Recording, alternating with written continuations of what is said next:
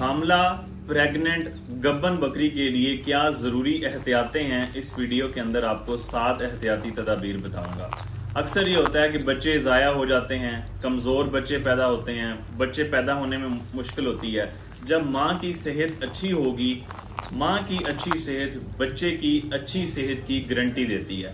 سب سے پہلی بات آپ نے خوراک کا خیال کرنا ہے۔ 4 ہفتے 1 مہینہ پہلے وہ بکریاں جو گبن ہیں، حاملہ ہیں، پریگننٹ ہیں، ان کو آپ نے علیحدہ کر لینا ہے اور ان کی خوراک آپ نے علیحدہ دینی ہے۔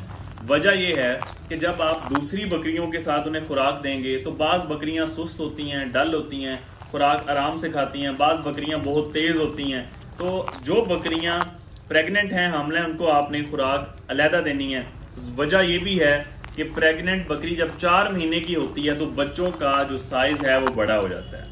اب ہوتا کیا ہے کہ ان کی ضرورت تو بڑھ گئی ہے، جو کاربوہائیڈریٹس ہیں، انرجی ہے، پروٹین ہے، اس کی ضرورت بڑھ گئی ہے، لیکن بچوں کا سائز بڑا ہونے کی وجہ سے معدے کا سائز چھوٹا ہو گیا۔ اب انہیں اس وقت ایسی خوراک کی ضرورت ہے جو مقدار میں کم ہو لیکن طاقت میں زیادہ ہو، پروٹین زیادہ ہو، انرجی زیادہ ہو، تاکہ جانور کا جو چھوٹا معدہ ہو چکا ہے اس کے اندر وہ خوراک آئے بھی کم مقدار میں اور طاقت زیادہ دے۔ اب اس میں کیا چیزیں دے سکتے ہیں؟ ونڈا ضروری دینا چاہیے۔ اس درمیان آپ جب 4 مہینے کی گبن بکری ہو تو 500 سے 600 گرام ونڈا، آدھا کلو ونڈا آپ نے روزانہ کی بنیاد پہ آخری مہینے کے اندر لازمی دینا۔ اگر آپ ونڈا نہیں دے سکتے، چوکر دے دیں، گندم کا دلیا دے دیں، اس کے بعد اس کا مکئی کا دلیا دے دیں، شیرہ پلا سکتے ہیں، شیرہ ونڈے کے اوپر چوکر میں ملا کے شیرہ یہ آپ دے سکتے ہیں۔ تو یہ جو بھی ایسی چیزیں جو انرجی کا سورس ہوں، جو پروٹین کا ذریعہ ہوں، وہ آپ نے اپنے جانور کو ضرور دینا ہے۔ یہ ہوگی پہلی چیز کہ آپ نے خوراک جانور کی بڑھا دینی ہے۔ دوسرے نمبر پہ جانور کو کسی قسم کا سٹریس نہیں آنا چاہیے۔ فار ایگزامپل، مثال کے طور پہ سٹریس کون سے ہو سکتے ہیں کہ جب 4 مہینے کی بکری حاملہ ہو تب آپ اسے لمبا سفر نہ کروائیں۔ ٹھیک ہو گیا، پہلا سٹریس یہ ہے۔ دوسرا میں نے آپ کو بتایا کہ جو ایسا جانور جو 4 مہینے کا ہو چکا ہے اس کو علیحدہ کر لیں۔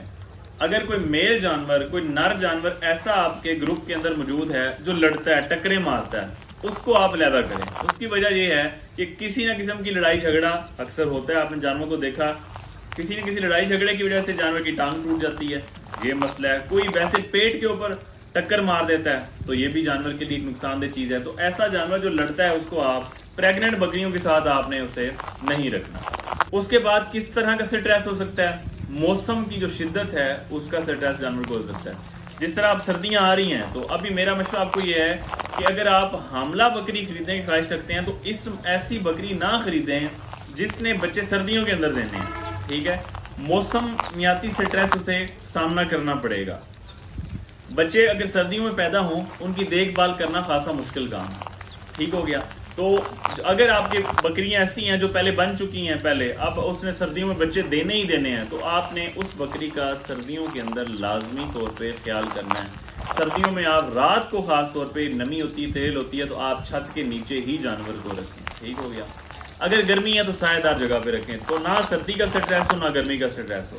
اس کے بعد جانور کو آپ نے ایسی خوراک نہیں دینی جس سے قبض ہو۔ مثال کے طور پہ جامن ہے، جس کو ہم ڈائریا، پیچس، ریک موشن وغیرہ کے علاج کے لیے اکثر جامن کے پتے ہم استعمال کرتے ہیں۔ کیوں استعمال کرتے ہیں؟ کہ وہ قبض آور ہیں، جانور کو ڈائریا، ریک موشن اس کا ختم کریں گے۔ امرود کے پتے ہیں، آم کے پتے ہیں، تو یہ قبض آور ہوتے ہیں، قبض کرواتے ہیں، اور ڈائریا کا یہ علاج بھی ہے۔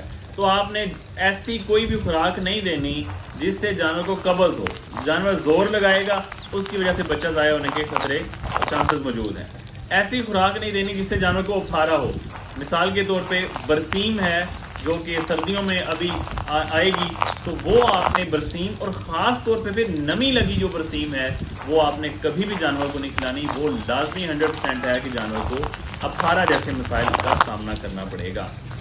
سب سے پہلی بات خوراک بڑھا دینی، اچھی خوراک رکھنی ہے۔ دوسری بات، کسی قسم کا جانور کو سٹریس نہ ہو، موسمیاتی سردی کا یا گرمی کا سٹریس ہو سکتا ہے۔ اس کے بعد جانور کو سفر نہیں کروانا لمبا، اس کا سٹریس ہو سکتا ہے۔